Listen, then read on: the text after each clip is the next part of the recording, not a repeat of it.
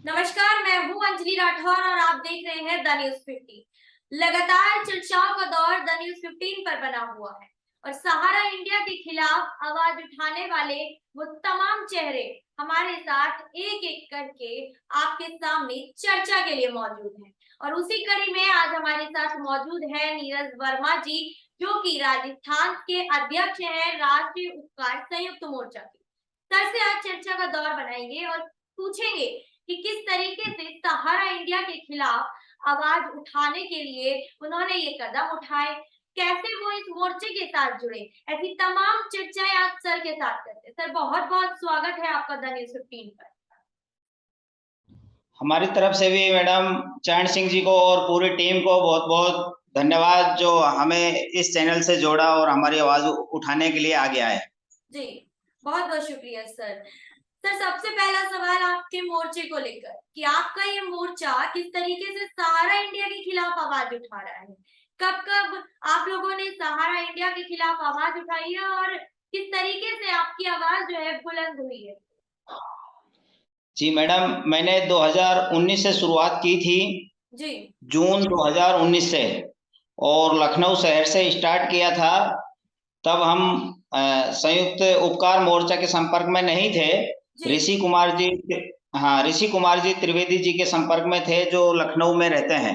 जी। और उसके बाद धीरे धीरे जैसे जैसे ये वर्चस्व बढ़ा और दिनेश जी यादव जी, आरिफ जी, संदीप जी राय साहब और संपर्क में आए, और इन्होंने एक इस उपकार संयुक्त राष्ट्र मोर्चे के बारे में बताया, जहां उपकार शब्द आ गया मैडम। जी। तो उसमें हमें कहीं लगा कि कहीं ना कहीं जुड़ने से, और जो पीड़ित निवेश करता है उनकी आवाज उठाने के लिए निस्वार्थ भाव से जो संगठन आगे आ रहा है, उसके साथ जुड़ने में ही हमारी भलाई है, जी। जो हमारे निवेशकर्ताओं को न्याय दिलाने में सहयोग करेंगे। जी, इससे पहले आप किसी और मोर्चे के साथ जुड़े हुए थे या सबसे पहले आपने इसी मोर्चे को चुना।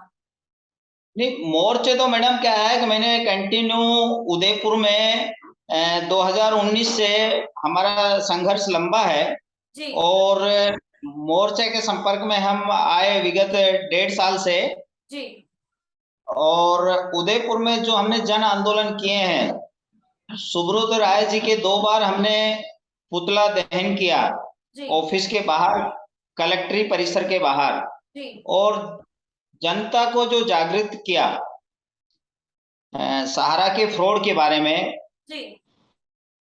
और यहाँ पे हमने जगह जगह बैनर बना के हर सर्किल पे आम जनता तक पहुंचाने की कोशिश की कि सहारा इंडिया कितना बड़ा फ्रॉड कर रही है। जी।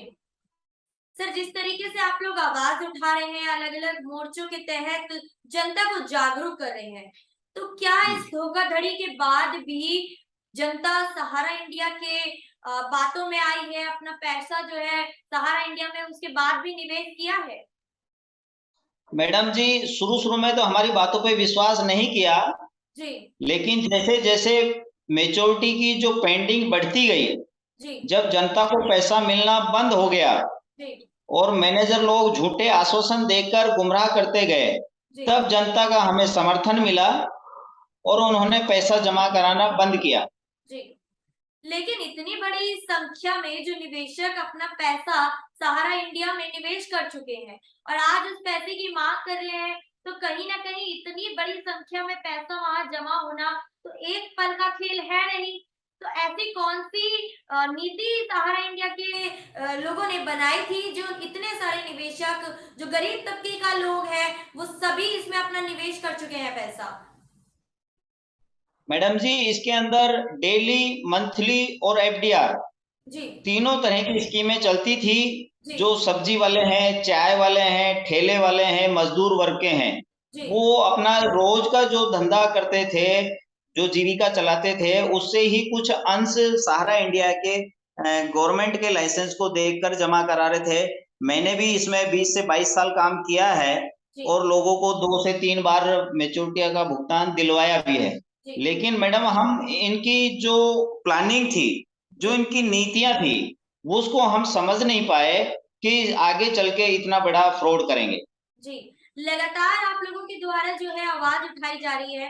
लेकिन कहीं ना कहीं आपको नहीं लगता कि सहारा इंडिया के खिलाफ आवाज उठाने वाले वो तमाम मोर्चे यदि एक स्तर पर आ जाए, एकजुट हो जाए, जो एकजुटता की कमी है उसको पूरा कर ले, तो सभी निवेशकों की जो आवाज है वो और ज्यादा बुलंद होकर आगे पहुंचेगी। मैडम जी, हम सभी संगठन को बार बार अपील करते रहते हैं, चाहे वो ऑल इंडिया जन आंदोलन हो, जी चाहे एकता फाउंडेशन की मैडम रानी शेख मैडम हो, जी या और तमाम लोकल स्तर पे जितने भी बैनर बने हुए हैं, हमने उनको एक ही निवेदन किया है कि अपने परिक्षेत्र में आप स्वतंत्र हैं, जिस भी बैनर में आप काम करें। बात आती है जब राष्ट्रीय लेवल की, जी तो सबको एकजुट होके और एक मुट्ठी बना के इस जन आंदोलन को मजबूत बनाना है।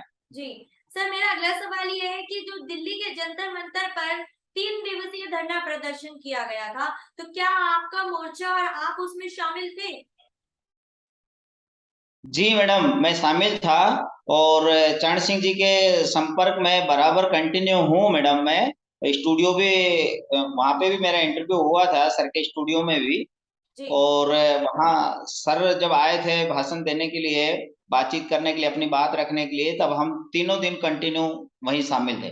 जी, लेकिन आपका जो अगला सवाल है वो यही है कि जो 3 दिवसीय धरना प्रदर्शन हुआ उस पे कई सवाल खड़े किए जा रहे हैं।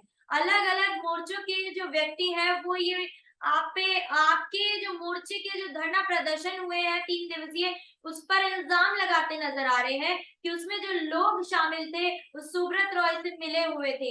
ये 3 दिवसीय धरना प्रदर्शन केवल और केवल अन्य मोर्चों की आवाज को कम करने के लिए किया गया था। मैडम जी, इसमें अ, हम बराबर वहीं तीनों दिन तक थे। जी उसमें जब तक कोई भी मोर्चा अपनी नीतियां अपने ही साथियों के साथ, अपने पदाधिकारियों के सामने साफ सुथरी नहीं रखेंगे, प्लानिंग को नहीं रखेंगे, जी तो वो सफलता हासिल नहीं होगी। जी, तो सर उसमें भी तो दरार आ रही है।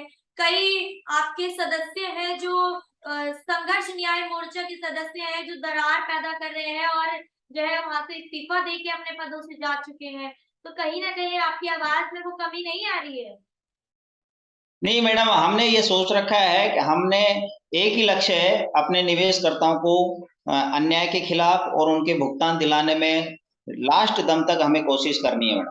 जी चाहे बैनर कोई भी हो, राष्ट्रीय मोर्चा हो, जन आंदोलन हो, उपकार संयुक्त मोर्चा हो, सबका लक्ष्य एक ही है, अपने निवेशकर्ताओं का भुगतान। आपके मोर्चे के द्वारा ऐसी कौन-सी कानूनी कार्रवाई की जा रही है जो सुब्रत रॉय के खिलाफ है? क्योंकि कई सवाल ऐसे खड़े हो रहे हैं, आप ही के मोर्चे के साथ जो जुड़े हुए लोग हैं, वो ये आवाज़ उठा रहे हैं कि मोर्चे वाले कानूनी कार्रवाई नहीं कर रहे हैं, जिसके तहत सुब्रत रॉय पे कोई कानूनी कार्रवाई नहीं हो पा रही है। केवल और केवल ज्ञापन देके आश्वासन की बात कही जाती है बार-बार। जी मैडम, मैं आपको बता दूं, उदयपुर राजस्थान का एक जिला है, झीलों की नगरी के नाम से।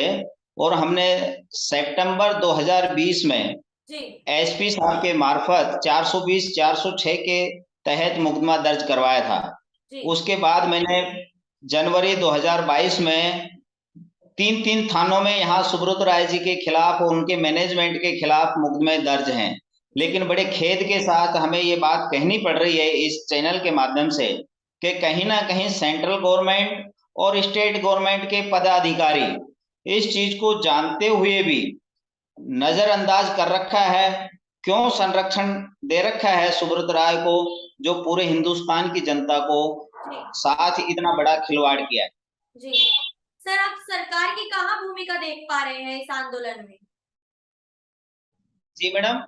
सरकार की भूमिका कहाँ देख पा रहे हैं इस आंदोलन में? जो आप लोग धरना प्रदर्शन कर रहे हैं, आवाज उठा रहे हैं सहारा इंडिया के खिलाफ, इसमें सरकार को कहाँ पाते हैं? सरकार को मैडम, केंद्रीय सरकार से, कृषि मंत्रालय से जो लाइसेंस दिया गया है सहारा इंडिया को, जी, हम बार बार वहां पे शिकायत दर्ज करा के, और कुछ हमने भुगतान भी 4-5 करोड़ का मैडम लिया है 2020 के अंदर। और उसके बाद इन्होंने गुमराह करके सुब्रत राय जी के मैनेजमेंट ने और वहां पे भी गलत रिपोर्ट देके और उस पे भी हाई कोर्ट में चले गए, उस पे भी स्टे ले रखा है। तो जी हमने जो देखा था, केंद्रीय सरकार से जब लाइसेंस है तो दोनों आवक के लिए है, जमा पूंजी लेने के लिए भी और भुगतान करने के लिए भी। जब ये भुगतान मार्च 2022 से पहले जमा पूंजी ले रहे थे जमाकर्ताओं से, लेकिन भुगतान 2017 से 16 से मैडम इन्होंने आनाकानी चालू कर दिया था। जी लेकिन जनता समझ नहीं पाई, एजेंट लोग समझ नहीं पाए, तो उनके ऊपर वजन थोप दिया कि जो एजेंट लेकर आएगा वो ही अपने निवेशकर्ताओं का 75% भुगतान करा पाएगा। लेकिन मैंने 2018 में ही मैडम अपना काम बंद कर दिया था, और उसके बाद मैं लखनऊ गया फर्स्ट बार। मेरे ऊपर अनुशासनहीनता का आरोप लगा के मेरे कोड नंबर को इन्होंने कैंसिल कर दिया, एजेंसी कोड को, जी कि आपने संस्था के खिलाफ भुगतान क्यों मांगा, कंपनी दे रही है भुगतान। तो जी इस तरह से मैडम मेरे ऊपर काफी दबाव भी आ रहे हैं, और लखनऊ से नोटिस वगैरह भी आ रहे हैं कि आप संस्था के बदनाम कर रहे हो। जी सर, आप लगातार जो है सहारा इंडिया के खिलाफ आवाज उठा रहे हैं, तो आपकी भूमिका भी उसमें रही है, आप खुद उसके एजेंट रहे हैं। तो जो अब जी कार्यकर्ता मैडम। है, जी, अभी जो जी कार्यकर्ता वहां काम कर रहे हैं, तो उनकी क्या स्थिति वहां पर अभी हो रही है? उनको सैलरी मैडम, मिल रही है? हाँ, दाने दाने को मोहताज हो रहे हैं।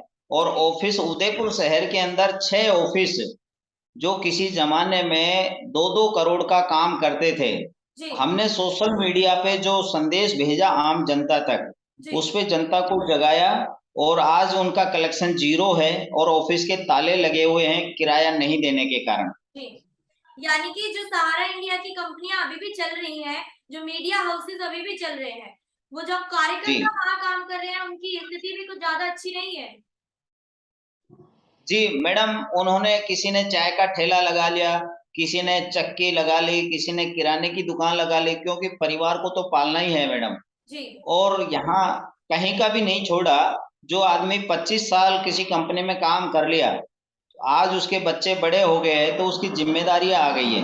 जी आज वो कहाँ जाएगा 45-50 साल की उम्र में? जी और उसका पर्सनल जो पैसा है मैडम, वो भी सहारा इंडिया के अंदर ही निवेश है। जी जो बचत की थी, किसी का 25 लाख है, किसी का 50 लाख है। जी तो आज वो मरने के कगार पे है। और पूरे हिंदुस्तान में कई हजार लोग, एजेंटों ने मैडम सुसाइड कर लिया है, इस डिप्रेशन में आके, जमाकर्ताओं के दबाव में आके।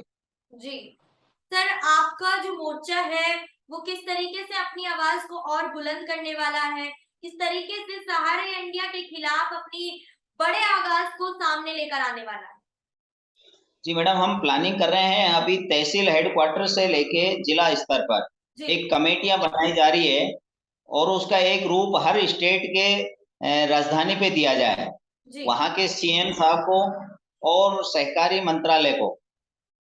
और उसके बाद जो संगठन हर स्टेट का मजबूत हो जाएगा, जी तब हम दिल्ली, जो माननीय प्रधानमंत्री जी हैं, अमित शाह जी हैं, और नई मैडम है द्रौपदी जी, जी उनके सामने अपनी बात कानून के दायरे में रह के रखने की कोशिश करेंगे, कि अगला जो आने वाला चुनाव है 2023 और 24, उसमें यही बात रखेंगे कि इस मसले को जो पार्टी सुलझाएगी उन्हीं का सपोर्ट हम करेंगे। जी राजस्थान में किस तरीके से आपके मोर्चे ने आवाज उठाई है? कितने निवेशक वहां के ऐसे हैं जो अभी अपना पैसा सहारा इंडिया में लगा चुके हैं? मैडम, यहाँ पे लगभग ऑल ओवर इंडिया की बात करूं तो 15 से 17 करोड़ निवेशक हैं। जी और बात मेरे यहाँ जिले की बात करूं तो मैडम लगभग 6,000 करोड़ की पेंडिंग है उदयपुर की। जी और उससे कैलकुलेशन करें तो 2 लाख करोड़ से ऊपर की जारी है ऑल ओवर इंडिया की पेंडिंग। जी तो और क्या, ये गुमराह कर रहे हैं। जी जी जी मैडम, आप बोलिए।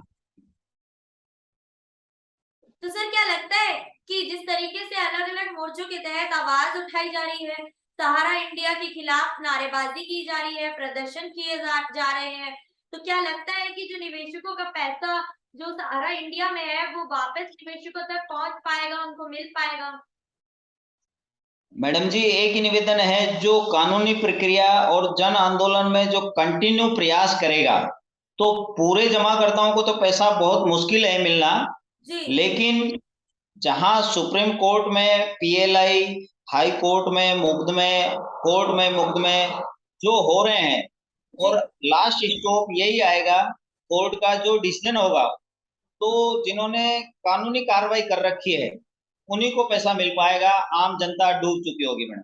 जी, तो इससे कहीं न कहीं जनता पर असर, भारी असर, क्योंकि वो जनता जो आम तरीके से जीती है अपनी ज़िंदगी को, एक-एक पाई-पाई जोड़कर अपना घर चलाती है, अपने भविष्य को सँवारती है, उनकी जमा पूँजी जो है सहारा इंडिया ले चुका है। तो सुब्रत रॉय के खिलाफ क्या लगता है कि बड़ी कार्रवाई हो पाएगी?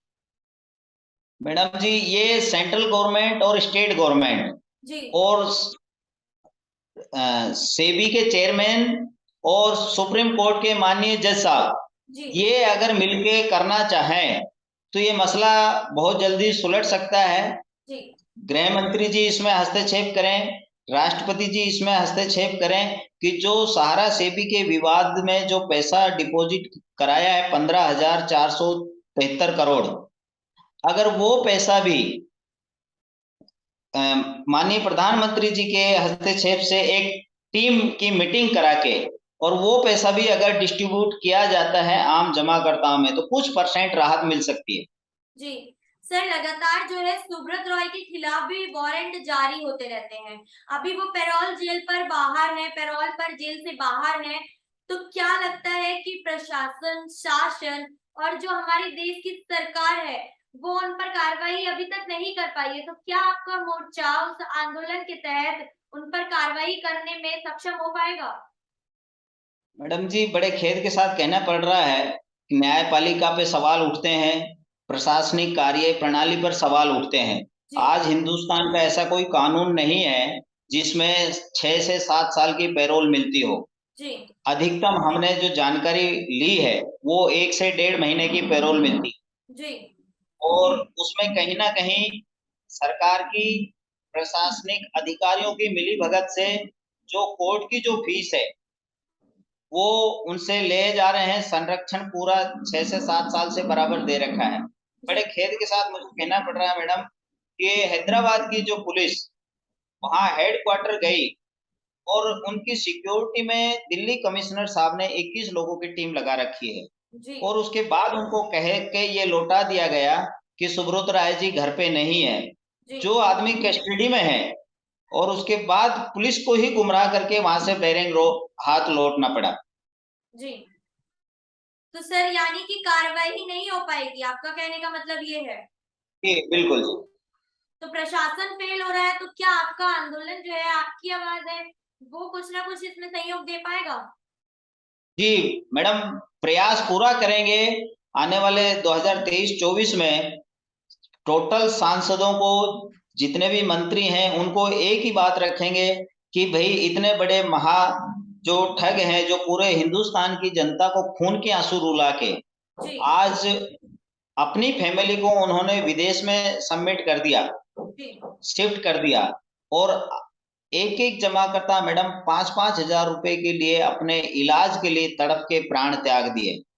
उनके बच्चों के रिश्ते टूट गए, किसी के दूसरे काम अधूरे पड़े हैं, लेकिन अभी तक इतने लोगों की बलि लेने के बाद भी सुब्रत राय जी के मैनेजमेंट ने कोई ठोस ऐसा प्लान नहीं किया कि 1 लाख में से किसी को 10,000 रुपए देने की कोई नीति बनाई हो। हमें बड़े खेद के साथ ये सुब्रत राय जी के बारे में बोलना पड़ रहा है जी, कि जो निवेशकर्ता 5,000 रुपए के लिए तड़प-तड़प के इस दुनिया से चला गया, जी, और